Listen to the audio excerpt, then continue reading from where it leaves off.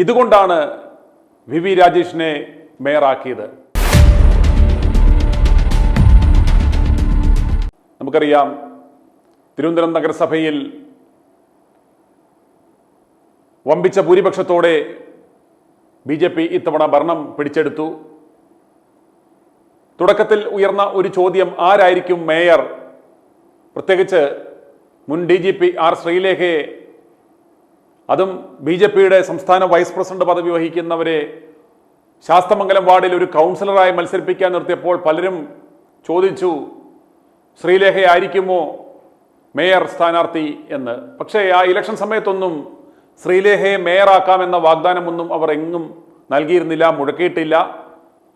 പക്ഷെ പലരും അനുമാനിച്ചു. ആ സമയത്തും ഞങ്ങൾ പറഞ്ഞിരുന്നു, R ശ്രീലേഖയെ സംബന്ധിച്ചിടത്തോളം അത്തരത്തിലൊരു പദവിയിലിരുന്ന, ഒരു ഡിഗ്നിഫൈഡ് പോസ്റ്റിലിരുന്ന ഒരാളാണ്, അത്തരത്തിലുള്ള ഒരു എക്സ്പോഷർ ഉണ്ട്. പക്ഷേ ഒരു നഗരസഭാ ഭരണം, പ്രത്യേകിച്ച് ഒരു രാഷ്ട്രീയത്തിൽ ഏതാണ്ട് ഒരു 1.5 വർഷം മാത്രമേ അവർക്കൊരു എക്സ്പീരിയൻസ് ഉള്ളൂ. അവരുടെ ആ ഒരു പേഴ്സണാലിറ്റി ട്രൈറ്റും അവരുടെ ആ അനുഭവ സമ്പത്തും അതല്ലെങ്കിൽ അവരുടെ ആ സ്വഭാവ സവിശേഷങ്ങളൊന്നും ഒക്കെ വെച്ച് ഒരിക്കലും അവർക്ക് ഒരു മേയറായി ആ പദവിയിൽ ജെല്ലാകുവാൻ സാധിക്കില്ല എന്ന് തന്നെ ഞങ്ങൾ പറഞ്ഞിരുന്നു. അത്തരത്തിൽ നോക്കിയാൽ വി രാജേഷാണ് ഏറ്റവും മികച്ച ഒരു കാൻഡിഡേറ്റ്. കാരണം 10 വർഷത്തെ പ്രത്യേകിച്ച് ആ നഗരസഭാ ഭരണത്തിലൊരു എക്സ്പീരിയൻസ് ഉണ്ട്. കഴിഞ്ഞ 30-35 വർഷമായി പാർട്ടിയുടെ താഴത്തെ ഘടകം മുതൽ പ്രവർത്തിച്ചു വന്ന പരിചയമുണ്ട്. ആ കൗൺസിലറുമായി എല്ലാവരോടും നല്ലൊരു ആത്മബന്ധമുണ്ട്. അതുകൊണ്ട് തന്നെ നഗരസഭയിൽ പ്രതിപക്ഷ പാർട്ടികൾ ചൊടിപ്പിച്ചാൽ അത്ര പെട്ടെന്നൊന്നും ദേഷ്യം വരാത്ത, തന്മയത്വത്തോടെ കൈകാര്യം ചെയ്യാൻ പറ്റുന്ന ഒരാളായിരിക്കണം. അതുകൊണ്ട് എന്തുകൊണ്ടും വി രാജേഷ് ആയിരിക്കും ഒരു നല്ല കാൻഡിഡേറ്റ് എന്ന് ഞങ്ങൾ പറഞ്ഞിരുന്നു. പാർട്ടിയുടെ സംസ്ഥാന അധ്യക്ഷൻ പോലും, എനിക്ക് തോന്നുന്നു ദേശീയ നേതൃത്വവും എല്ലാം ഡിസിഷൻ കേരള ഘടകത്തിന് വിട്ടിരുന്നുവെങ്കിൽ പോലും അവർക്ക് ഒരുപക്ഷെ താല്പര്യം R ശ്രീലേഖ ആയിരുന്നായിരിക്കാം. എന്നാൽ ഇന്നത്തെ സംഭവം സൂചിപ്പിക്കുന്നത് എന്തുകൊണ്ടും പാർട്ടി എടുത്ത തീരുമാനം വളരെ കറക്റ്റായിരുന്നു. ആ പദവി വഹിക്കുവാൻ എന്തുകൊണ്ടും അനുയോജ്യൻ വി രാജേഷ് ആണ് എന്ന് തന്നെയാണ്.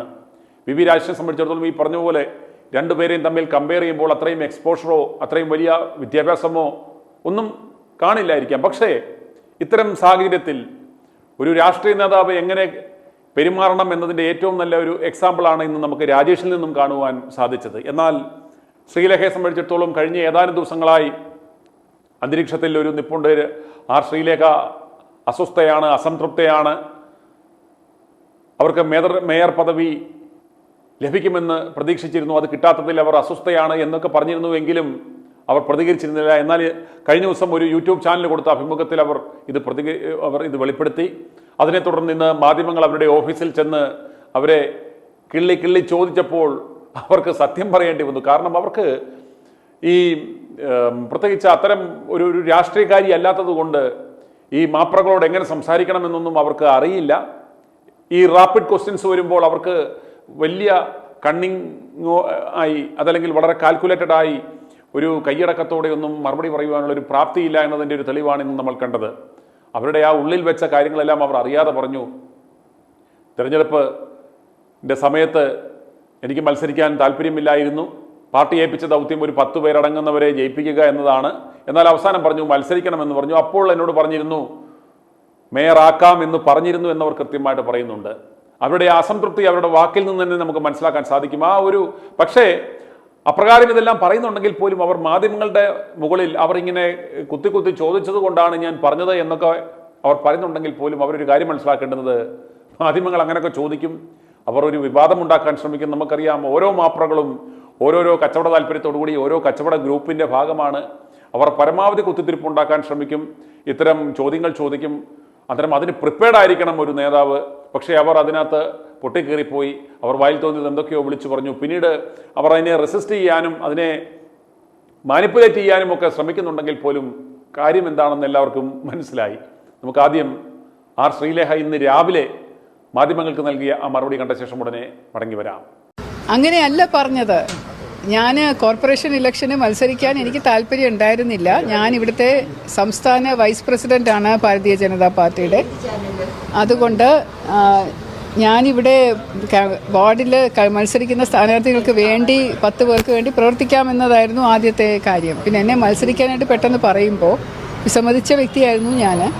അപ്പോൾ അങ്ങനെ 3 പ്രാവശ്യം വിസമ്മതിച്ചിട്ടും അവർ പറഞ്ഞത് വെറും കൗൺസിലറായിട്ടല്ല മത്സരിപ്പിക്കുന്നത്, ഒരു BJP പാർട്ടിയുടെ മുഖമായിരിക്കും ഇപ്രാവശ്യം, ഞാൻ എല്ലാവരെയും വിജയിപ്പിച്ചെടുക്കണം, അതുപോലെ മേയറായിട്ട് പരിഗണിക്കും എന്ന് പറഞ്ഞിട്ടുണ്ടായിരുന്നു. അത് എല്ലാവർക്കും അറിയാവുന്ന കാര്യമാണെന്നാണ് ഞാൻ വിചാരിച്ചത്. നിങ്ങളിങ്ങനെ ഞെട്ടേണ്ട കാര്യമൊന്നുമില്ല. അത് ഞാൻ പറഞ്ഞത് ഇപ്പം ഇലക്ഷൻ കഴിഞ്ഞിട്ട് ഇത്രയും നേരമായി ഒരു പാർട്ടി ജയിച്ചു വന്നു, ഒരു സ്ഥലത്തും എക്കാലം ഇല്ലാതിരുന്നൊരു ചരിത്ര നേട്ടം ഭാരതീയ ജനതാ പാർട്ടി നഗരസഭയിൽ നേടിയെടുത്തു. അതിലൊക്കെയാണ് ഞാനിപ്പം ചാരിതാർത്ഥ്യവും സന്തോഷവും കണ്ടെത്തുന്നത്. എന്തെങ്കിലും തരത്തിൽ പിന്നീട് ഈ തീരുമാനം മാറുമ്പോൾ എന്തുകൊണ്ട് മാറിയെന്നുള്ളത് മാഡത്തെ ബോധ്യപ്പെടുത്തിയിരുന്നു? അങ്ങനെ ബോധ്യപ്പെടുത്തേണ്ട കാര്യമില്ല, പാർട്ടിയുടെ തീരുമാനമാണ്. ഒരു രാഷ്ട്രീയ പാർട്ടി എന്ന് പറയുമ്പോൾ തീരുമാനങ്ങൾ എടുക്കുമ്പോൾ പല തരത്തിലുള്ള സമന്വയ ചർച്ചകൾ വരാറുണ്ട്. അപ്പോൾ ഒരു ചർച്ച അവസാന സമയം വന്നപ്പോൾ ഇപ്പം ഇലക്ഷൻ കഴിഞ്ഞിട്ട് ഒരു 3-4 ദിവസത്തേക്കുള്ള ചർച്ചകളുണ്ടായിരുന്നു എന്നാണ് തോന്നുന്നത്. പക്ഷേ എന്നോടൊന്നും പറഞ്ഞിരുന്നില്ല. അപ്പോൾ ലാസ്റ്റ് ഡേ ശനിയാഴ്ച ദിവസമാണെന്ന് തോന്നുന്നു, അതിന് ചർച്ചകൾ വന്നപ്പോൾ അന്നാണ് ഇങ്ങനെ എല്ലാ കൗൺസിലർമാരെയും വിളിച്ച് ചർച്ച ചെയ്തത്. ഒരു സമന്വയം ഉണ്ടാക്കണം, എല്ലാവരും നിങ്ങളുടെ അഭിപ്രായം എന്താണ്. അപ്പം എല്ലാവരോടൊപ്പം ഞാനും പറഞ്ഞു, കേന്ദ്ര നേതൃത്വം അല്ലെങ്കിൽ സംസ്ഥാന നേതൃത്വം എടുക്കുന്ന തീരുമാനം എന്താണോ അതിനോടൊപ്പം ഞാൻ നിൽക്കും എന്ന് ഞാൻ പറഞ്ഞിട്ടുണ്ടായിരുന്നു. അങ്ങനെ അത് എടുത്ത തീരുമാനം അറിയിച്ചപ്പോൾ അതിന് മേയർ എന്ന് പറയുന്നത് വേറെ കുറച്ചും കൂടെ മെച്ചപ്പെട്ട ഒരാളാണ് മേയർ ആവേണ്ടത്. കുറച്ചുകൂടെ രാഷ്ട്രീയ പരിചയമുള്ള, കോർപ്പറേഷനിൽ ഇരുന്നിട്ടുള്ള, അനുഭവ സമ്പത്തുള്ള, എന്നെക്കാളും എനിക്ക് 1.5 വർഷമല്ലേ ആയിട്ടുള്ളൂ പാർട്ടിയിൽ. അപ്പോൾ കുറച്ചും കൂടെ 30 വർഷത്തോളം പാർട്ടിയിലൊക്കെ പ്രവർത്തിച്ച ഒരാളായിരിക്കും കുറച്ചുകൂടെ അഭികാമ്യം എന്നൊരു ചർച്ച ഉയർന്നു വന്നപ്പോൾ ഞാനതിനെ അംഗീകരിക്കുമായിരുന്നു. അതിനകത്ത് എനിക്ക് നിരാശയോ നീരസമോ ഒന്നുമില്ല. ഞാൻ സന്തോഷത്തോടു കൂടി സ്വീകരിച്ചതാണത്. ഇങ്ങനെ ഒരു പരിഗണന ആദ്യം ഉണ്ടായിരുന്നു, അത് ഇലക്ഷൻ്റെ സമയത്തൊക്കെ അങ്ങനെ തന്നെ കേട്ടിരുന്നു. അതിനുശേഷം ഇങ്ങനെ മാറിയപ്പോൾ അതിനുള്ള കാരണം പാർട്ടിക്ക് ഉണ്ടായിരുന്നു എന്ന് തന്നെ ഇപ്പോഴും ഞാൻ വിശ്വസിക്കുന്നു.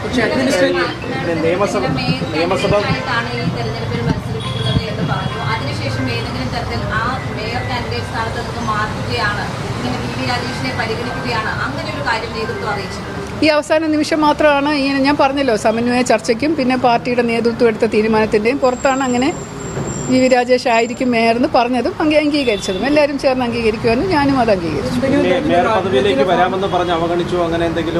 ഒന്നും ഇല്ലെന്നേ, അതൊക്കെ നിങ്ങൾ പറയുന്ന കഥകളല്ലേ. അങ്ങനെ അവഗണിക്കപ്പെട്ടതായിട്ടോ അങ്ങനെ എന്താണ് ചതിച്ചതായിട്ടോ ഒന്നും എനിക്ക് തോന്നുന്നില്ല. അതല്ല ഉണ്ടായത്.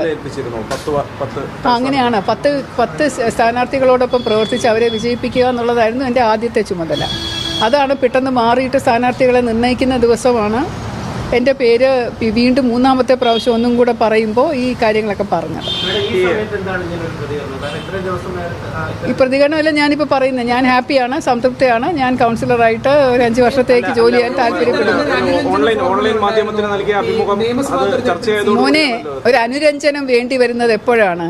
എന്തെങ്കിലും ഒരു പ്രശ്നം ഉണ്ടാകുമ്പോഴാണ്. ഈ പ്രശ്നങ്ങൾ ഉണ്ടായിട്ടില്ല, അതുകൊണ്ട് അനുരഞ്ജനത്തിന്റെ ആവശ്യമില്ല. നിയമസഭയിൽ നിന്ന് മത്സരിക്കാൻ സാധ്യതയുണ്ട് എന്ന തരത്തിലേക്കുള്ള വാർത്തകൾ പറയുന്നു. എനിക്കറിയില്ല അതിനെപ്പറ്റി. അത് നിങ്ങൾ തന്നെ അതിന് മറുപടി പറയുന്നു. വാർത്തകൾ പത്രക്കാർ പറയുന്ന വാർത്തകളെ ഞാനും അറിഞ്ഞിട്ടുള്ളൂ, അല്ലാതെ ഒരു വാർത്ത ഞാൻ കേട്ടിട്ടുമില്ല. എനിക്ക് അതിനെപ്പറ്റി അറിയുകയില്ല. പാർട്ടി ഇതുവരെ നിർദ്ദേശിച്ചിട്ടില്ല. എനിക്ക് താല്പര്യമില്ല. ഒന്നും നടന്നിട്ടില്ല. എനിക്ക് വലിയ താല്പര്യം. എനിക്കിനിയിപ്പോൾ ഒരു മത്സരത്തിന് ഒരു തിരഞ്ഞെടുപ്പിൽ മത്സരിക്കാൻ താല്പര്യമില്ല. കാരണം ഇതൊരു താഴെത്തട്ടിലുള്ള ഒരു അനുഭവം, ഏറ്റവും കൂടുതൽ പ്രവർത്തിക്കാനുള്ള ഏറ്റവും താഴത്തെ ഒരു അനുഭവം എനിക്ക് കിട്ടി എന്നുള്ളതിൽ ഞാൻ സന്തുഷ്ടയാണ്. ഇവിടുന്ന് തുടങ്ങി എന്നുള്ളതിൽ ഞാൻ ഹാപ്പിയാണ്. ഇനിയിപ്പോൾ ഈ ശാസ്തമംഗലം വാർഡ് ഞാനൊരു മെച്ചപ്പെട്ട വാർഡാക്കി മാറ്റിയെടുക്കട്ടെ 5 വർഷം കൊണ്ട്. അതാണ് എൻ്റെ താല്പര്യം. ഇതാണ് ചാരിതാർത്ഥ്യം. ഒട്ടുമില്ല. അങ്ങനെ പറ്റിക്കപ്പെടേണ്ട സാഹചര്യമേ ഇല്ല. അതെന്താ അറിയോ, നിങ്ങൾക്ക് അങ്ങനെ ചിന്തിക്കാൻ പറ്റൂ, എനിക്ക് അങ്ങനെയല്ല. ചില സാധാരണ ജനങ്ങൾക്ക് ഇതുപോലെ പറ്റിക്കപ്പെട്ടു, ചതിക്കപ്പെട്ടു എന്നൊക്കെ ചിന്തിക്കാൻ പറ്റും. ഇത്രയും ദിവസം കഴിഞ്ഞു, ഇപ്പോൾ ഇങ്ങനെ ഒരു പ്രതികരണം നടത്തുമ്പോൾ അങ്ങനെ ഒരു സ്വാഭാവികത എന്നോട് ഈ ചോദ്യം ചോദിക്കുന്നത് ആ കുട്ടി മാത്രമായിരുന്നു, വേറെ ആരും ചോദിച്ചിട്ടില്ല. അതുകൊണ്ട് ചോദ്യങ്ങൾക്ക് സത്യസന്ധമായിട്ട് പ്രതികരിക്കുക മാത്രമാണ് ചെയ്തത്. അല്ലാതെ ഞാൻ വെളിപ്പെടുത്തിയതോ എൻ്റെ നിരാശ പ്രകടിപ്പിച്ചതോ ഒന്നുമല്ല. ഒരു ചോദ്യം വരുന്നതനുസരിച്ചാണല്ലോ നമ്മൾ പ്രതികരിക്കുന്നത്. അപ്പോൾ ഈ ഒരു ചർച്ചയുടെ ഇടയിൽ കൂടെ ആ കുട്ടി വളരെ നിഷ്കളങ്കമായിട്ട് തുറന്നൊരു ചോദ്യം ചോദിച്ചു, അതിന് ഞാൻ പ്രതികരിച്ചു. എൻ്റെ പ്രതികരണം സത്യസന്ധമായിരുന്നു. അത് ഇങ്ങനെയാണ് സംഭവിച്ചത്, എനിക്കതിൽ നിരാശയില്ല, ഞാൻ അംഗീകരിക്കുന്നു എന്ന് പറഞ്ഞതിൽ പിന്നെ നിരാശ കണ്ടെത്തിയതും പ്രതിഷേധം കണ്ടെത്തിയതും ഒക്കെ നിങ്ങളാണ്. സംസ്ഥാന നേതൃത്വവുമായി സംസാരിച്ചോ? എന്തിനെക്കുറിച്ച്? നിങ്ങൾ എന്താണ് എപ്പോഴും ഇങ്ങനെ പോലീസിലെ പോലെ പെരുമാറുന്നത്? സംസ്ഥാന നേതൃത്വമായിട്ട് അത് ചർച്ച ചെയ്തോ, ഇത് ചർച്ച ചെയ്തോ, മറ്റത് ചർച്ച ചെയ്തോ? എന്താ എനിക്ക് മനസ്സിലാവുന്നില്ല. എന്തോന്ന് ചർച്ച ചെയ്യാനാണ്? എന്നോട് നിങ്ങളൊക്കെ ഈ ചോദ്യം ചോദിക്കുന്നതിന് ഉത്തരം എങ്ങനെ പറയണമെന്ന് ഞാൻ പ്ലാൻ ചെയ്ത് സംസ്ഥാന നേതൃത്വം എഴുതി തരുന്ന ഡ്രാഫ്റ്റ് അനുസരിച്ച് അഭിനയിക്കുകയാണോ വേണ്ടത്? അതാണോ നിങ്ങൾ പറയുന്നത്? മേഡത്തിന്റെ പേര് ഉയർത്തിക്കാട്ടിയാണ് ബിജെപി പ്രധാനമായും തിരുവനന്തപുരത്ത് വിജയം കൊയ്തതെന്നാണ് മേഡം പോലും കരുതുന്നത്. ഞാൻ കരുതുന്നില്ല, ഞാൻ അങ്ങനെ കരുതുന്നില്ല. ഒരുപാട് പേര് ആത്മാർത്ഥമായിട്ട് പ്രവർത്തിച്ചു. ആദ്യം മുതൽ തന്നെ പരിഗണിക്കപ്പെട്ടിരുന്ന ഒരു വ്യക്തിത്വം കൂടിയായിരുന്നല്ലോ. അപ്പോൾ അതുകൊണ്ട് എനിക്കറിയില്ല, എന്നോട് ഇങ്ങനെ പറഞ്ഞിരുന്നത് പോലെ മറ്റാരോടെങ്കിലും പറഞ്ഞിരുന്നു എന്നുള്ള കാര്യം പോലും എനിക്കറിയില്ല. ഇത് എൻ്റെ കാര്യമാണ് ഞാൻ പറഞ്ഞത്. അത് ഞാൻ രാഷ്ട്രീയക്കാർക്ക് ചേരാത്ത ഒരു ഓണസ്റ്റി എനിക്കുണ്ട്, ഒരു സത്യസന്ധതയും ഒരു ഇൻറ്റഗ്രിറ്റിയും എനിക്കുണ്ട്. അതുകൊണ്ട് സത്യസന്ധമായിട്ട് പറയാനേ എനിക്കറിയോ, എനിക്ക് കിടന്ന് വരവാൻ അറിയില്ല. അതുകൊണ്ട് ഞാൻ പറയുന്നത് സത്യമാണ്. ഇങ്ങനെ പറഞ്ഞിരുന്നു, അത് ബാക്കി പറഞ്ഞിരുന്നു എന്നറിയില്ല. ഞാൻ ആത്മാർത്ഥമായിട്ട് അതിനുവേണ്ടി പ്രവർത്തിച്ചു. ഞാനിപ്പോൾ BJP ഭരണം പിടിച്ചെടുത്തതിൽ വളരെയധികം സന്തോഷമുണ്ട് എനിക്ക്. ഇതൊരു ചരിത്ര നേട്ടമാണ് ഭാരതീയ ജനതാ പാർട്ടിയെ സംബന്ധിച്ചിടത്തോളം. ഭാരതീയ ജനതാ പാർട്ടിക്ക് മാത്രമേ ഇനിയും ഈ തിരുവനന്തപുരം കോർപ്പറേഷൻ നല്ല രീതിയിൽ കൊണ്ടുപോകാൻ പറ്റുള്ളൂ എന്ന് ഞാൻ വിശ്വസിക്കുന്നു. ഇനി ഇവിടെ ഒരു ഭരണം ഉണ്ടാവുകയാണെങ്കിലും അത് ഭാരതീയ ജനതാ പാർട്ടി തന്നെ സംസ്ഥാനം ഭരിക്കണമെന്ന് ആഗ്രഹിക്കുന്ന വ്യക്തിയും കൂടിയാണ് ഞാൻ. അതിനുവേണ്ടി ഏറ്റവും നല്ല കാൻഡിഡേറ്റ്സിനെ നിർത്തട്ടെ, ജയിച്ചു വരട്ടെ, നിങ്ങളെല്ലാവരും കൂടെ സപ്പോർട്ട് ചെയ്ത് അത് സാധ്യമാക്കി തരൂ എന്ന് മാത്രം. അതിനോടൊപ്പം ഞാൻ ഉണ്ടാവും, പ്രവർത്തനത്തിൽ ഞാൻ മുൻപന്തിയിലുണ്ടാവും. ഇവിടെ ആര് സ്ഥാനാർത്ഥിയായിട്ട് നിന്നാലും ഞാൻ കൂടെ നിൽക്കും, പ്രവർത്തനത്തിലുണ്ടാവും. എല്ലാവരുടെ ഒപ്പം ഭാരതീയ ജനതാ പാർട്ടിക്ക് വേണ്ടി പ്രവർത്തിക്കും എന്നതാണ് എനിക്ക് സന്തോഷം എന്നേ ഞാൻ പറഞ്ഞുള്ളൂ. അല്ലാതെ എനിക്ക് വ്യക്തിപരമായിട്ട് ഒരു താല്പര്യമില്ല. അതെനിക്കറിയില്ല, ഞാൻ ചോദിച്ചിട്ടില്ല. ഞാൻ ഈ പിന്തുണ ചോദിച്ച് നടക്കുന്ന സ്വഭാവം എനിക്കില്ല. ഞാൻ ആത്മാർത്ഥമായിട്ട് എല്ലാവർക്കും വേണ്ടി പ്രവർത്തിച്ചു, ഭാരതീയ ജനതാ പാർട്ടിക്ക് വേണ്ടി പ്രവർത്തിച്ചു. ഇത്രവേ എനിക്ക് തൽക്കാലം പറയാൻ പറ്റുള്ളൂ. എന്തിനാ വിളിക്കുന്നതെന്നാണ് ഞാൻ ചോദിക്കുന്നത്. ഈ പ്രതികരണം എന്ന് പറയുന്നത് നിങ്ങൾ പറയുന്ന പോലെയുള്ള പ്രതികരണമല്ല. ഇതിങ്ങനെ എല്ലാവർക്കും അറിയാവുന്ന ഒരു കാര്യം ഞാൻ പറഞ്ഞതാണ്. തിരുവനന്തപുരത്തെ ജനങ്ങൾക്ക്, ശാസ്തമംഗലത്തെ ജനങ്ങൾക്കും എല്ലാവർക്കും അറിയാവുന്ന ഒരു കാര്യം ഇതായിരുന്നു. അത് ശരിയാണ് എന്ന് ഞാൻ പറഞ്ഞതാണ്. അതിൽ എനിക്ക് നീരസമില്ല, വിഷമമില്ല, പ്രതിഷേധമില്ല, ഒന്നുമില്ല. ഇതിനൊരു പരിഹാരം ആവശ്യമില്ല, പ്രതിസന്ധിയല്ല.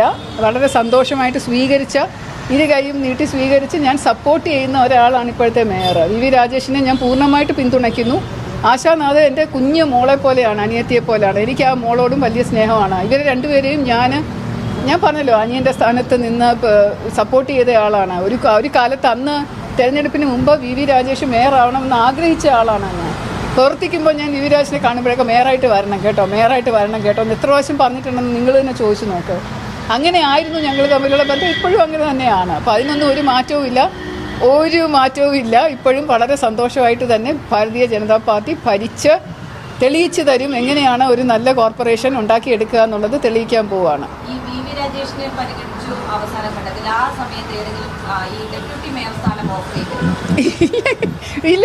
ഇല്ല, അങ്ങനെ ഒരു ചർച്ചയും ഉണ്ടായിട്ടില്ല, ഓഫറും ഉണ്ടായിട്ടില്ല. അതല്ല, കൗൺസിലറായിട്ടിരിക്കാൻ ഞാൻ തയ്യാറാണ് എന്ന് പറഞ്ഞതനുസരിച്ച് കൗൺസിലറായിട്ട് തന്നെ ഞാൻ പല പ്രാവശ്യം നിങ്ങൾ ചോദിക്കുമ്പോഴും ഞാൻ പറഞ്ഞിട്ടുണ്ട്, ഞാൻ ഹാപ്പിയാണ് ശാസ്തമംഗലം വാർഡ് കൗൺസിലറായിട്ടിരിക്കാൻ. തെരഞ്ഞെടുപ്പിൻ്റെ ഫലം വരുന്നതിന് മുമ്പ് തന്നെ ആരും എന്നോട് ചോദിച്ചു, മേയർ ആയില്ലെങ്കിൽ നിങ്ങൾ എന്ത് ചെയ്യും ചോദിച്ചു. ഞാൻ ആവില്ല, ശാസ്തമംഗലം ഇതായിട്ട് കൗൺസിലറായിട്ടിരിക്കും, അതിൽ ഞാൻ സംതൃപ്തിയായിരിക്കും എന്ന് ഞാൻ പറഞ്ഞിട്ടുള്ളതാണ്. ആ വീഡിയോ ഇപ്പോഴും കിടപ്പുണ്ട്. ഇതൊന്നും നിങ്ങൾ കാണുന്നില്ലേ? സ്ഥാനമാനങ്ങൾക്കപ്പുറത്ത് പ്രവർത്തനമാണ് പ്രധാനം എന്നുള്ളത് തന്നെയാണ്. തീർച്ചയായിട്ടും ഞാൻ ഭാരതീയ ജനതാ പാർട്ടിയിൽ അംഗത്വം എടുത്ത് വന്നത് എനിക്ക് സ്ഥാനമാനങ്ങൾ കിട്ടുമെന്ന് മോഹിച്ചിട്ടോ ഒന്നുമല്ല. ഭാരതത്തിലുടനീളം ഉള്ള ഒരു വികസനവും ഒരു നല്ല ഡെവലപ്മെൻറ്റും, നമ്മുടെ രാജ്യം എന്ന് പറയുന്നത് മുന്നോട്ട് കുതിക്കുകയാണ്. പക്ഷേ കേരളം എന്ന് പറയുന്ന ഇരുട്ടിലേക്ക് ആണ്ടാണ്ട് പോകുന്നത് കണ്ട് വിഷമിച്ച ഒരു വ്യക്തി എന്നുള്ള നിലയ്ക്ക് ഭാരതീയ ജനതാ പാർട്ടി കേരളത്തിൽ വരണം എന്നുള്ള ആഗ്രഹം കൊണ്ട് മാത്രമാണ് ഞാൻ ഈ പാർട്ടിയിൽ അംഗത്വം എടുത്തത്, അതിൽ പ്രവർത്തിക്കുന്നത്. അഭിമാനപൂർവ്വം തല ഉയർത്തി നിൽക്കുന്നതും അതുകൊണ്ട് തന്നെയാണ്. ഈ പാർട്ടിക്ക് വേണ്ടിയിട്ട് എനിക്കൊരു താല്പര്യവുമില്ല. ഈ പാർട്ടി ജയിച്ചു വരണം, ഇവിടെ ഭരണം BJPയുടെ ഉണ്ടാവണം, ഇത് മാത്രമാണ് എൻ്റെ ആഗ്രഹം. ആർ ശ്രീലേഖയുടെ ഇപ്രകാരം ഒരു പ്രതികരണം കിട്ടിക്കഴിഞ്ഞപ്പോൾ നമ്മുടെ കുത്തിത്തിരിപ്പ് മാപ്രകൾ അതുമായി മേയർ VV രാജേഷിൻ്റെ അടുത്തേക്ക് ഓടി. അവർ ആർ ശ്രീലേഖ ഇപ്രകാരം പറഞ്ഞു, ഇപ്രകാരം ഒരു പ്രസ്താവന നടത്തി എന്ന് പറഞ്ഞ് VV രാജേഷിൻ്റെ കയ്യിൽ നിന്നും എന്തെങ്കിലും ഒരു വിവാദപരമായ ഒരു പ്രതികരണം കിട്ടും എന്ന് കരുതി അവർ വി രാജേഷിനോട് ഈ കാര്യം പറഞ്ഞു. എന്നാൽ വി രാജേഷ് എത്ര കൃത്യമായാണ് മറുപടി പറഞ്ഞത് എന്ന് നോക്കുക. അദ്ദേഹം വളരെ വെപ്രാളമൊന്നും കാണിച്ചില്ല. അദ്ദേഹം കൃത്യമായി പറഞ്ഞു, എൻ്റെ ശ്രദ്ധയിൽ പ്രകാരം ഒരു കാര്യം പെട്ടില്ല, അത് കണ്ട ശേഷം ഞാൻ പ്രതികരിക്കാമെന്ന് പറഞ്ഞ് പെട്ടെന്ന് പ്രതികരിക്കാതെ മാറുകയാണ് ചെയ്തത്. ഇതിനെയാണ് രാഷ്ട്രീയ കൈയടക്കം എന്ന് പറയുന്നത്. ആ ശ്രീലേഖയ്ക്ക് ഇല്ലാതെ പോയതും ഇതാണ്. ഈ മാപ്രകൾ മുന്നിൽ വന്നു നിന്ന് മൈക്ക് നീട്ടി ചോദിക്കുന്ന ചോദ്യത്തിനെല്ലാം ഉത്തരം പറയണമെന്ന് നിയമമുണ്ടോ? ഇല്ല. സോറി, എനിക്ക് ഈ കാര്യത്തിൽ മറുപടിയില്ല, അല്ലെ മറുപടി പറയാൻ താല്പര്യമില്ല, അല്ലെങ്കിൽ പിണക്കാത്ത തരത്തിൽ വളരെ ടാക്റ്റിക്കലി അവർക്ക് മാറാവുന്നതേ ഉള്ളൂ. പക്ഷേ ഇവരുടെ ചോദ്യത്തിനെല്ലാം നിന്ന് മറുപടി പറഞ്ഞു. എന്നിട്ട് കിടന്ന് ഉരുളാൻ ശ്രമിക്കൂ എങ്കിലും കൃത്യമായും ഇവർ എന്താണ് ഉദ്ദേശിച്ചത്, ഇവരുടെ മനസ്സിലിരിപ്പ് എന്താണെന്ന് കൃത്യമായിട്ട് മനസ്സിലായി. എന്നാൽ വി രാജേഷ് വളരെ കൈയടക്കത്തോടെ ഈ വന്ന മാപ്രകളുടെ കുത്തിത്തിരിപ്പിൽ പെട്ടില്ല. അദ്ദേഹം വളരെ നൈസായിട്ട് അവിടുന്ന് എസ്കേപ്പായി. ആ ദൃശ്യമൊന്ന് കാണാം. ഇന്നലെ ഇന്നുമായി ആർ ശ്രീലേഖ നടത്തുന്ന ചില പ്രതികരണങ്ങളാണ്. അതായത് BJP സംസ്ഥാന നേതൃത്വം തന്നെ മേയറാക്കാം എന്ന വാഗ്ദാനം തനിക്ക് നൽകിയാണ് മത്സരിപ്പിച്ചത്. അതിനുശേഷമാണ് അതിൽ നിന്ന് മാറിയത്. അതിന്റെ അതിർത്തി അവർ തുറന്നു പറയുകയാണ്. അങ്ങനെ ചില ഓൺലൈൻ വാർത്തകൾ വന്നതായിട്ട് ചില മാധ്യമപ്രവർത്തകർ ചോദിച്ചു. ഞാൻ ഡീറ്റെയിൽ ആയിട്ട് ഇപ്പോൾ രാവിലെ CM-ൻ്റെ അപ്പോയിൻമെൻ്റ് ആയതുകൊണ്ടും ഓഫീസിൽ ഒരുപാട് പേര് കാണാൻ വന്നിരുന്നു, അതുകൊണ്ട് തന്നെ ഡീറ്റെയിലേക്ക് പോകാൻ സാധിച്ചില്ല. അങ്ങനെ ചില വാർത്തകൾ ഒന്നും പറയുന്നത് കേട്ടു. ഞാൻ എൻ്റെ ശ്രദ്ധയിൽ അത് കാര്യമായിട്ട് വന്നിട്ടില്ല. ഏത് വിധത്തിലാണ് അവരെ അല്ല, ഞാൻ പറയുന്നത് അങ്ങനെ ഒരു ഓൺലൈനിൽ ചില വാർത്തകൾ വന്നു പറഞ്ഞതിലപ്പുറം അത് എൻ്റെയോ പഠിപ്പിടിമാരോട് ഞാൻ ചോദിച്ചു, അവരുടെയും ശ്രദ്ധയിൽ അത് പെട്ടിട്ടില്ല. അപ്പോൾ ഞങ്ങൾ രാവിലെ മുതൽ ഫീൽഡിലായിരുന്നു. ഞാനിപ്പോൾ എൻ്റെ മുൻ വാർഡ് പൂജപ്പുര വാർഡിലായിരുന്നു. അപ്പോൾ അക്കാര്യങ്ങൾ ശ്രദ്ധയിൽപ്പെട്ടില്ല. അങ്ങനെയുള്ള കാര്യത്തിൽ ഞാനൊക്കെ എങ്ങനെയാണ് അഭിപ്രായം പറയുന്നത്? BJP തിരുവനന്തപുരം കോർപ്പറേഷനിൽ അവതരിപ്പിച്ച മുഖം ആർ ശ്രീലേഖയുടേതായിരുന്നു. അങ്ങനെയാണ് BJP അധികാരത്തിലെത്തിയതെന്നൊക്കെയാണ് പുള്ളിക്കാർ പറയുന്നത്. ഞാൻ പറഞ്ഞല്ലോ, ഈ പറയുന്ന വാർത്ത കേട്ടില്ലെന്ന് പറയുമ്പോൾ അലക്സ് വിചാർ ഓരോ അക്ഷരവും ചോദിച്ചു കഴിഞ്ഞാൽ ശ്രീലേഖയായിരുന്നു മുഖം, BJP അവതരിപ്പിച്ച മുഖം. അലക്സ്, ആ ഓൺലൈനിൽ പറയുന്ന വാർത്ത ഞങ്ങൾ കേട്ടില്ല. ആ വാർത്ത കേൾക്കാതെ എങ്ങനെയാണ് ഞാൻ അതിൽ ഓരോ കാര്യങ്ങൾ ഞാൻ ആ വാർത്ത കേൾക്കാൻ കേട്ടിട്ട് വീണ്ടും നമ്മൾ കാണുമല്ലോ. പാർട്ടിയുടെ സിസ്റ്റം അതാണോ? ഞാൻ പറയുന്നത് മേയറാക്കാം, നിങ്ങളെ നേരത്തെ മേയറാക്കാമെന്ന് മുൻകൂട്ടി അറിയിച്ചുകൊണ്ടാണോ പാർട്ടി മത്സരരംഗത്ത്? അങ്ങനെ പറയുന്ന ഓൺലൈൻ വാർത്ത ഞാൻ കേട്ടതിന് ശേഷം നമ്മൾ ഇന്നോ നാളെയൊക്കെ തന്നെ വീണ്ടും കാണുമല്ലോ. അല്ല, കോർപ്പറേഷന്റെ ഭരണം കഴിഞ്ഞ 7-8 ദിവസമായിട്ടുള്ള ഭരണകാര്യങ്ങൾ, അതിലുള്ള ഇടപെടലുകൾ നന്നായിട്ട് മുന്നോട്ട് പോകുന്നുണ്ട്. എല്ലാ കൗൺസിലർമാരുടെ ഭാഗത്തു നിന്നും നല്ല പിന്തുണ ലഭിക്കുന്നുണ്ട്. ഞങ്ങൾ ഇന്നലെ ശ്രീലേഖ ചേച്ചി ഉൾപ്പെടെയുള്ളവർ ഒരുമിച്ചിരുന്ന്, സംസ്ഥാന അധ്യക്ഷൻ ഉൾപ്പെടെയുള്ളവർ ഒരുമിച്ചിരുന്ന് അടുത്ത കാര്യങ്ങൾ ഞങ്ങൾ ചർച്ച ചെയ്തിട്ടുണ്ട്. എല്ലാ കാര്യങ്ങളും ഡെപ്യൂട്ടി മേയർ വളരെ ആക്റ്റീവാണ്. സ്റ്റാൻഡിംഗ് കമ്മിറ്റി തെരഞ്ഞെടുപ്പിലേക്ക് പോവുകയാണ്. ഞങ്ങൾ പരമാവധി 7 ദിവസം കൊണ്ട് ഒരു ഭരണസമിതിക്ക് ഏതൊക്കെ ചെയ്യാൻ സാധിക്കുമോ അങ്ങനെയുള്ള കാര്യങ്ങളിലുള്ള ഇടപെടലുകൾ നടത്തിയിട്ടുണ്ട്. എനിക്ക് തോന്നുന്നു നിങ്ങൾക്കും അത് ബോധ്യമുണ്ട്.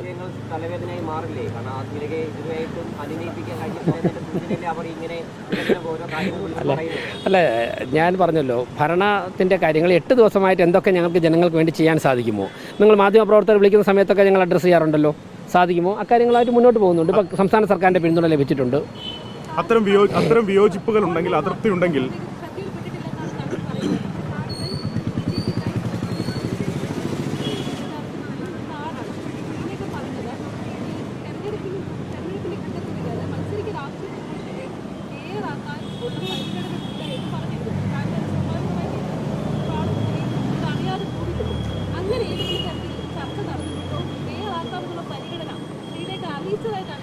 ഏഞ്ചൽ ഈ പറയുന്ന വാർത്ത എൻ്റെ ശ്രദ്ധയിൽപ്പെട്ടിട്ടില്ല. ഡെപ്യൂട്ടി മേയറോട് ചോദിച്ചു, അവരുടെയും ശ്രദ്ധയിൽപ്പെട്ടിട്ടില്ല. ഏതോ ഓൺലൈനിൽ വാർത്ത വന്നെന്ന് പറഞ്ഞു. ഞങ്ങളുടെ രാവിലത്തെ ഇപ്പോൾ എൻ്റെ കൊടുങ്ങാനൂർ വാർഡ് ഓഫീസിൻ്റെ ഉദ്ഘാടനമാണ് 12-12 ഇടയ്ക്ക് എനിക്ക് അവിടെ എത്തണം. ഡെപ്യൂട്ടി മേയർക്കും അടുത്ത ബഡ്ജറ്റിന് തയ്യാറെടുപ്പുകൾ അവർ ആരംഭിച്ചു. ഇത് കഴിഞ്ഞ് ഞങ്ങൾ നമ്മളിനിയും കാണുമല്ലോ. ഞാൻ എന്താണ് അന്വേഷിക്കട്ടെ. ഓക്കെ, അത് പരിഹരിക്കണ്ടേ? ഞാൻ ആ വാർത്ത എൻ്റെ ശ്രദ്ധയിൽപ്പെട്ടിട്ടില്ല. നമസ്കാരം. ഞാൻ കണ്ടതിന് ശേഷം നമ്മൾ ഇനിയും കാണുമല്ലോ. ഇന്ന് കാണും, നാളെ കാണും. സംഗതി വിവാദമായതോടെ ആർ ശ്രീലേഖ മലക്കം പറഞ്ഞു. അദ്ദേഹം പറഞ്ഞു, ഇതെല്ലാം മാപ്രകളുടെ കുത്തിത്തിരിപ്പ് കൊണ്ടാണ്, ഞാൻ അങ്ങനൊന്നും അല്ല പറഞ്ഞത് എന്നൊക്കെ പറയാൻ ശ്രമിച്ചു. എങ്കിൽ പോലും അവരെന്താണ് കൃത്യമായി പറഞ്ഞത് എന്ന വിഷ്വല് നമ്മളെല്ലാം കണ്ടതാണ്. അതുകൊണ്ട് ആർ ശ്രീലേഖ മലക്കം പറഞ്ഞാലും കാര്യമൊന്നുമില്ല. ആളുകൾക്ക് കാര്യങ്ങൾ ഏതാണ്ടൊക്കെ മനസ്സിലായി. BJP നേതൃത്വം ഒരു കാര്യം മനസ്സിലാക്കുക, ഈ വരുന്ന 5 കൊല്ലവും ഇവർ നിങ്ങൾക്കൊരു തലവേദനയായിരിക്കും എന്ന കാര്യത്തിൽ യാതൊരു സംശയവും വേണ്ട. ആർ ശ്രീലേഖയായിരുന്നു മേയർ ആകുന്നതെങ്കിൽ ആദ്യ ദിനം മുതൽ തന്നെ ഇവർ എന്തെങ്കിലുമൊക്കെ പ്രശ്നങ്ങളും ഇതുപോലുള്ള ഏടാകൂടങ്ങളിലൊക്കെ ചെന്ന് ചാടും. കാരണം ഇവരെ ഒന്ന് ചെറുതായിട്ട് ഇറിറ്റേറ്റ് ചെയ്ത് കഴിഞ്ഞാൽ ഇവരുടെ സമനില തെറ്റും. ഇവർ വായി തോന്നുന്നതൊക്കെ വിളിച്ചു പറയും. ഒരിക്കലും വളരെ ഒരു അസംതൃപ്തയായ ഒരു ഔട്ട്ലുക്കാണ് ഇവർക്ക് ഉള്ളത്. അതുകൊണ്ട് തന്നെ ഇത്തരം ഒരു രാഷ്ട്രീയ ജീവിതത്തിൽ ഇവർക്ക് ഒരാളുമായിട്ടും സഹകരിച്ചോ ജെല്ലായി പോകാനോ സാധ്യമല്ല. ഇവർക്ക് ഒരിക്കലും ഒരു ടീം വർക്കിൻ്റെ ഭാഗമാകാനും സാധ്യമല്ല. പ്രത്യേകിച്ച് ആ ഒരു സുപ്പീരിയോറിറ്റി കോംപ്ലക്സ് ഉള്ളിൽ കിടക്കുന്നതുകൊണ്ട് ഞാൻ പഴയ DGP ആണ് എന്ന് പറയും. നോക്കുമ്പോൾ കൊച്ചു മക്കളുടെ പോലും പ്രായമില്ലാത്ത ആളുകളൊക്കെ ഉപമേയർ സ്ഥാനത്തും അതുപോലെ ഓരോ പദവിയിലുമൊക്കെ ഇരിക്കുമ്പോൾ ഇവർക്ക് ഒരിക്കലും അതുമായിട്ട് അഡ്ജസ്റ്റ് ചെയ്ത് പോകുവാൻ സാധ്യമല്ല എന്ന് മനസ്സിലാക്കുക. ഇതിപ്പോൾ കൗൺസിലർ അല്ല, മേയറാക്കിയാൽ ഇതിനേക്കാളും വലിയ തലവേദനയായിരുന്നു. ഒന്ന്, ആ പാർട്ടിക്ക് വിധേയപ്പെട്ട് എത്രത്തോളം പോകുമെന്ന കാര്യത്തിൽ സംശയമാണ്. അതുപോലെ തന്നെ ഒരു അഡ്ജസ്റ്റബിലിറ്റി പ്രശ്നമുണ്ട്. ഇവർ ആളുകളുമായിട്ട് എത്രത്തോളം ജെല്ലായി പോകുമെന്ന കാര്യത്തിൽ സംശയമുണ്ട്. അതുപോലെ ഇവരെ ഒന്ന് ഇറിറ്റേറ്റ് ചെയ്ത് കഴിഞ്ഞാൽ ഇവരെല്ലാം മറന്ന് ഷൗട്ട് ചെയ്ത് പഴയ DGP ആയി മാറും. അത് പാർട്ടിയെ പ്രതിസന്ധിയിലാക്കും. അതുകൊണ്ട് എന്തുകൊണ്ടും വളരെ നല്ലൊരു ഡിസിഷനായിരുന്നു VV രാജേഷിനെ പോലെയുള്ള ഒരാളെ ആ മേയർ പദവിയിലേക്ക് കൊണ്ടുവന്നത്. അതുപോലെ ഇനി ഇവർക്ക് വട്ടിയൂർക്കാവിലോ മറ്റേതെങ്കിലും സ്ഥലത്തൊരു MLA സ്ഥാനം കൊടുത്താലും സ്ഥിതി ഇതൊക്കെ തന്നെയായിരിക്കും. അതുകൊണ്ട് ഏറ്റവും സേഫ്റ്റി എന്ന് പറയുന്നത് ഇവർക്ക് പാർട്ടി മാരാർജി ഭവനിൽ വല്ലോ അഡ്മിനിസ്ട്രേഷൻ്റെ ചുമതല വല്ലതും കൊടുത്ത് അപ്രകാരം ആ ഓഫീസിനുള്ളിൽ ഇവർക്ക് ഭരിക്കുവാൻ കുറച്ച് പേരെയും കൊടുത്ത് സല്യൂട്ട് അടിക്കുവാനൊക്കെയുള്ള കുറച്ച് പേരെയൊക്കെ കൊടുത്ത് ഇവരെ അവരുടെ രാജാവാക്കി വെച്ചാൽ ഇവർ അല്പമെങ്കിലും സംതൃപ്തയാകും. ഇവർ അത് അവരുടെ ഒരു ലോകമാക്കി അവർ വാണോളും. അതല്ലാതെ ഒരു പബ്ലിക് ഒരു ആക്ടിവിറ്റിയിലേക്ക്, ഒരു ജനങ്ങളുമായി ഇടപെടുന്ന ഒരു പ്രവർത്തനങ്ങളിലേക്ക് ഇറങ്ങിയാൽ ഇവർ പൊട്ടിക്കേറിപ്പോവും. കാരണം ഇവരെ കുറ്റം പറഞ്ഞിട്ട് കാര്യമില്ല. അവരുടെ ഒരു പേഴ്സണാലിറ്റി ട്രൈറ്റ് അതാണ് എന്ന് മനസ്സിലാക്കുവാനുള്ള പ്രാപ്തി BJP നേതൃത്വത്തിന് ഉണ്ടാവണം. ഈ കാര്യം എല്ലാം പറഞ്ഞുകൊണ്ട് VV രാജേഷിനെ മേയറാക്കി പ്രഖ്യാപിക്കുന്നതിൻ്റെ തൊട്ട് തലേദിവസം ഞങ്ങളൊരു വീഡിയോ ചെയ്തിരുന്നു. മേയർ രാജേഷും DGP കൗൺസിലറും എന്ന പേരിൽ ഞങ്ങൾ എന്താണോ പറഞ്ഞത് അക്ഷരം പ്രതി അത് നടക്കുന്നതാണ് ഇപ്പോൾ കണ്ടത്. ഇപ്പോൾ 7 ദിവസത്തെ പ്രവർത്തനം വിലയിരുത്തി കഴിഞ്ഞാൽ രാജേഷിനെ സംബന്ധിച്ചിടത്തോളം വളരെ ശ്രദ്ധേയമായ പ്രവർത്തനം, പ്രത്യേകിച്ച് കേരളത്തിലുള്ള മറ്റ് നഗരസഭകളിലൊന്നും വാർത്താ പ്രാധാന്യം നേടിയിരുന്നില്ല. ഇദ്ദേഹം ഇടപെടുന്ന വിഷയങ്ങൾ കൃത്യമായി പഠിച്ച് ആണ് ഇടപെടുന്നത്. അതുപോലെ തന്നെ അദ്ദേഹം എല്ലാവരെയും ആ ഒരു ഈഗോ ഒന്നുമില്ലാതെ തന്നെ ഇപ്പോൾ പിണറായി വിജയനെ പോയി കണ്ടു. നഗരസഭയ്ക്ക് വേണ്ടി അദ്ദേഹം ഒരു ഇടതുപക്ഷ നേതാവാണ്, ഞങ്ങൾ രാജ്യം ഭരിക്കുന്ന പാർട്ടിയുടെ വക്താവാണ് ഞാൻ, അതുകൊണ്ട് അങ്ങ് സൈഡ് ലൈൻ ചെയ്ത് ഒരു പാരലൽ സംവിധാനം ഉണ്ടാക്കി കളയാമെന്നും അല്ല പറയുന്നത്. അദ്ദേഹം ആ ഒരു ബഹുമാനം കൊടുത്തുകൊണ്ട് തന്നെ മുഖ്യമന്ത്രിയെ പോയി കാണുകയും സംസാരിക്കുകയും ആ സംസാരിച്ചതിൻ്റെ ഔട്ട്കം മാധ്യമപ്രവർത്തകരുമായി പങ്കുവെക്കുകയും ഒക്കെ ചെയ്തു. അതുപോലെ തന്നെ എല്ലാ ആളുകളെയും ചേർത്ത് അവരെ ഒത്തൊരുമിപ്പിച്ച് പോകുവാനുള്ള ഒരു ശ്രമമാണ് രാജേഷിൻ്റെ ഭാഗത്തു നിന്നുണ്ടാകുന്നത്. അതിനു മുമ്പ് ശ്രീലേഖ ഇന്ന് മലക്കം പറഞ്ഞ് തൻ്റെ ഫേസ്ബുക്കിൽ കുറിച്ച ആ കാര്യം കണ്ട ശേഷം ഉടനെ മടങ്ങി വരാം. വൃത്തികെട്ട മാധ്യമപ്രവർത്തനമാണ് കേരളത്തിൽ. ഇന്ന് എന്നെ ഓഫീസിൽ പ്രവേശിപ്പിക്കാതെ ശല്യം ചെയ്ത് പുറകെ നടന്ന് ചോദ്യം ചോദിച്ച് ഹരാസ് ചെയ്ത മുഖ്യധാരാ മാധ്യമങ്ങൾ ചിലർ എഡിറ്റ് ചെയ്ത ഭാഗങ്ങൾ മാത്രം കാണിച്ച് അവരുടെ കള്ളക്കഥകൾ പ്രചരിപ്പിക്കുന്നു. വിവാദങ്ങൾ വെറുതെ വിറ്റ് കാശ് റേറ്റിംഗ് ആക്കാൻ. ഇതൊക്കെ കാണുന്ന പാപം മലയാളികൾ ചിലരെങ്കിലും അത് വിശ്വസിക്കുന്നു. കഷ്ടം.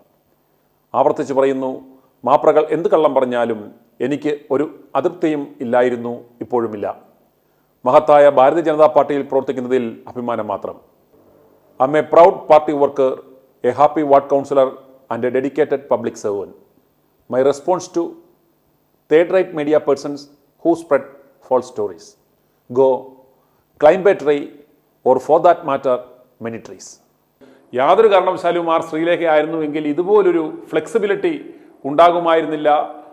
എന്തുകൊണ്ടും BJP നേതൃത്വം എടുത്ത ആ തീരുമാനം വളരെ കൃത്യമാണ്. നിലവിലുള്ള സാഹചര്യത്തിൽ ഈ നിലവിലുള്ള നഗരസഭ അംഗങ്ങളിൽ അവർ സെലക്ട് ചെയ്ത വ്യക്തി വളരെ കൃത്യമാണ് എന്ന് മാത്രം പറയുന്നു. i2i News, an eye for truth. i2i News subscribe ചെയ്തിട്ടില്ലാത്തവർ ഇപ്പോൾ തന്നെ സബ്സ്ക്രൈബ് ചെയ്യുക. നോട്ടിഫിക്കേഷൻ ലഭിക്കുവാൻ ബെൽ ബട്ടണും അമർത്തുക.